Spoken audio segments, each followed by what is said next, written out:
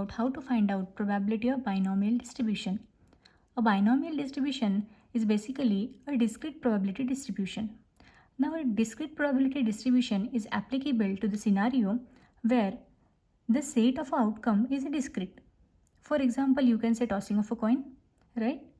So before solving the example, let's look at the formula to find out probability of binomial distribution.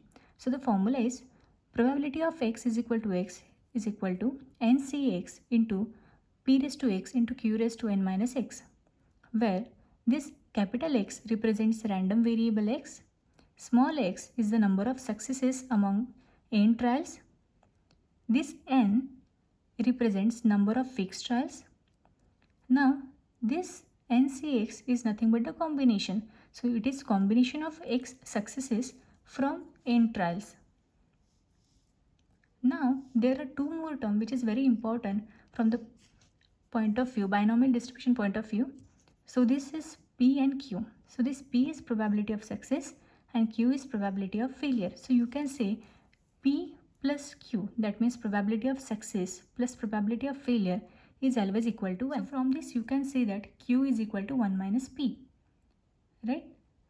Now I think you also know how to find out combination. So the formula to find out combination is ncx is equal to n factorial divided by n minus x factorial into x factorial. So these three terms you must know for solving the binomial distribution. Along with that, you can find out mean, variance and standard deviation of binomial distribution. So let's look at the formula to find out mean, variance and standard deviation of binomial distribution. So the mean is mu is equal to np, where n is number of fixed trials and p is probability of success.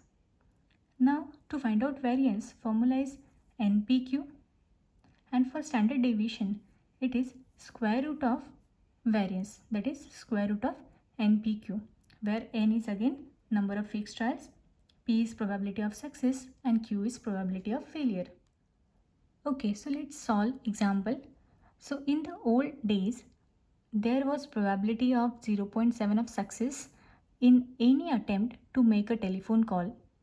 Calculate the probability of having 5 successes in 8 attempts. So from this example, first find out what is given in the example, right? So from this you can say probability of success is given. How you can represent probability of success? That is p, right? So p is 0.7. Now if you know the p, then you can find out probability of failure. That means you can find out q value as well. Okay, so q is what? 1 minus p, which is equal to 1 minus 0.7. That means your q is 0.3. Now find out what is the another term. See, you have to calculate probability of having 5 successes. That means this is your x, for which you have to find out probability, right? And 8 attempts are given. That means 8 trials are given. So you can say n is 8. Now just put these values in your formula. So what is our formula? Probability of x is equal to small x, which is equal to ncx into ncx into p raised to x into q raised to n minus x. Now here n is what? Your n is 8, c, x is 5, then p is 0.7, x value is 5 into q value is 0.3, n minus x means 8 minus 5, so it becomes 8c5 into 0.7 raised to 5 into 0.3 raised to 3. Okay, now find out combination of this 8c5. It becomes